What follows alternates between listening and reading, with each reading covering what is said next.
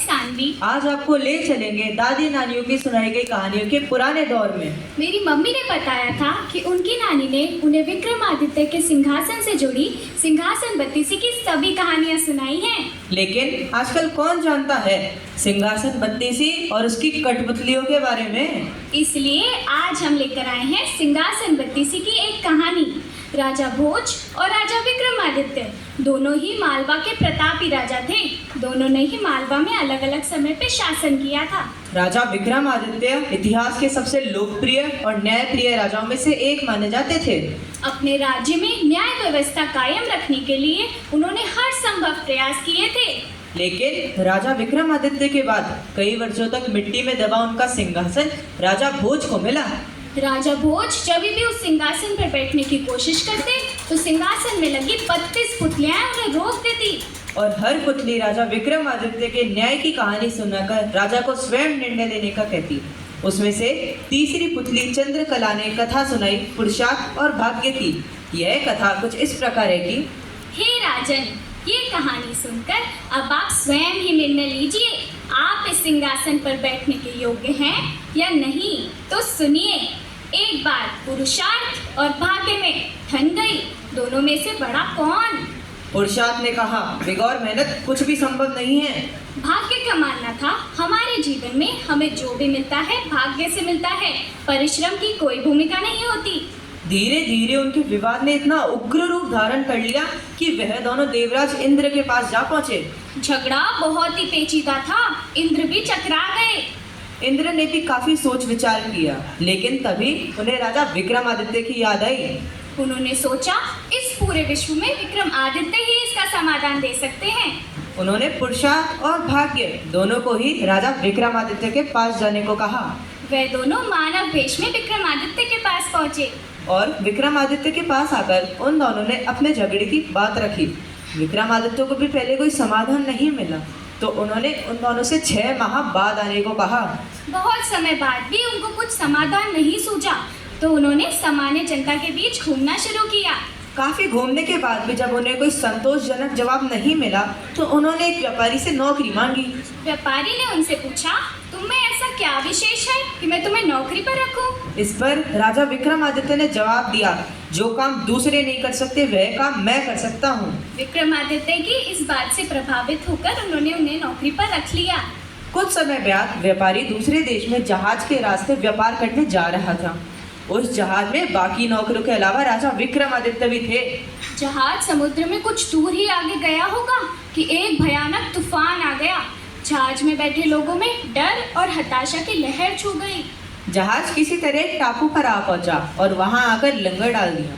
थोड़ी देर बाद जब तूफान शांत हुआ, तो व्यापारी ने नौकरों से लंगर उठाने को कहा, मगर लंगर किसी से उठाए न उठा। तब व्यापारी को विक्रमादित्य की बात याद आई कि जो काम कोई नहीं कर सकेगा मैं कर दूंगा। व्यापारी ने राजा विक्रमादित्य से लंगर उठाने को कहा। विक्रमादित्य ने लंगर तो बड़ी आसानी से उठा दिया, लेकिन लंगर उठाते जहाज इतनी तेज गति से आगे बढ़ा कि विक्रमादित्य टापू पर ही रह गए। उनको कुछ समझ नहीं आया कि वह वहाँ क्या करे, तो वह कुछ सोचते हुए थोड़ी देर घूमने लगे।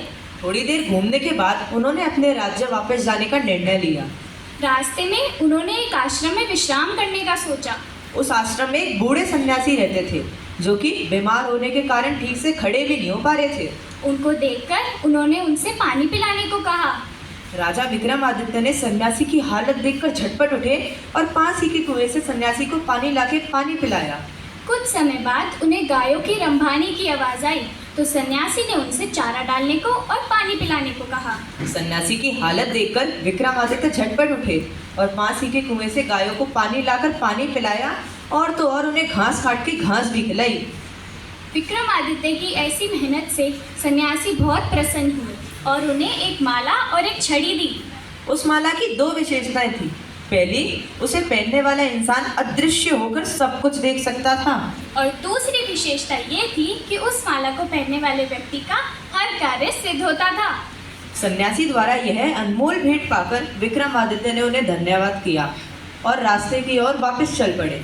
रास्ते में उन्होंने एक उद्यान देखा। उद्यान की सुंदरता देखकर उन्होंने सोचा, ये बाहर से इतना सुंदर है तो अंदर से तो और भी सुंदर होगा। और अंदर से उद्यान की सुंदरता देखकर वे आश्चर्यचकित रह गए। तभी वहाँ पे अंदर उद्यान में एक माली और उसकी पत्नी बड़ी लगन से उद्यान में काम करते हुए दिखे। वे काफी समय से उसकी देखभाल कर रहे थे। वेशभूषा से वह बहुत गरीब भी लग रहे थे। तो विक्रमादित्य ने उन्हें देखकर कहा, आप दोनों राजा विक्रमादित्य के पास जाकर अपनी मेहनत का फल क्यों नहीं ले लेते? इस पर माली और उसकी पत्नी ने जवाब दिया, हमें पूरा यकीन है अगर हम राजा विक्रमादित्य के पास जाएंगे तो वह हमारी सेवा का फल जरूर देंगे। यह बात सुनकर विक्रमादित्य ने उनसे प्रभावित होकर सन्यासी द्वारा दी गई माला और झड़ी माली और उसकी पत्नी को दे दी। ऐसी अजनबी द्वारा अनमोल भेंट पाकर वे काफी खुश हुए और विक्रमादित्य को धन्यवाद दिया। कुछ समय बाद विक्रमादित्य अपने राज्य पहुंच गए और अपने राज्यकार्य में व्यस्त हो गए। 6 माह बाद दोनों ही पुरुषार्थ और भाग्य अपने समाधान के लिए आए। तो विक्रमादित्य ने जवाब दिया, बगैर मेहनत कुछ भी संभव नहीं है, अर्थात भाग्य भी उसी का साथ देता है जो इंसान कर्म करता है। उन्होंने कहा कि अगर वे व्यापारी के यहाँ नौकरी नहीं करते, उनके दिए कार्य पूरे नहीं करते, तो ना ही वे उस टापू पे छूटते और ना ही उन्हें वह माला और छड़ी मिलती। जो माला और छड़ी उन्होंने अपने भाग्य और कर्म से प्राप्त की, वही माला और छड़ी माली और उसकी पत्नी ने अपने कर्म से प्राप्त की थी। हे राजन, अब आप निर्णय लीजिए, क्या आप इस सिंहासन पे बैठने के योग्य हैं या नहीं? क्या आप विक्रमादित्य की तरह साहसी, न्यायी और दानशील हैं? आपने तो ये सिंहासन अपने भाग्य से प्राप्त किया है। आप ही निर्णय लीजिए, आप इस पर बैठने के योग्य हैं या नहीं? यह कथन सुनकर राजा भोज को एहसास हो गया, वह अभी सिंहासन पे बैठने के योग्य नहीं है। तो कर्म की महानता जानकर उन्होंने यह सिंहासन वापस पृथ्वी को सौंप दिया। धन्यवाद।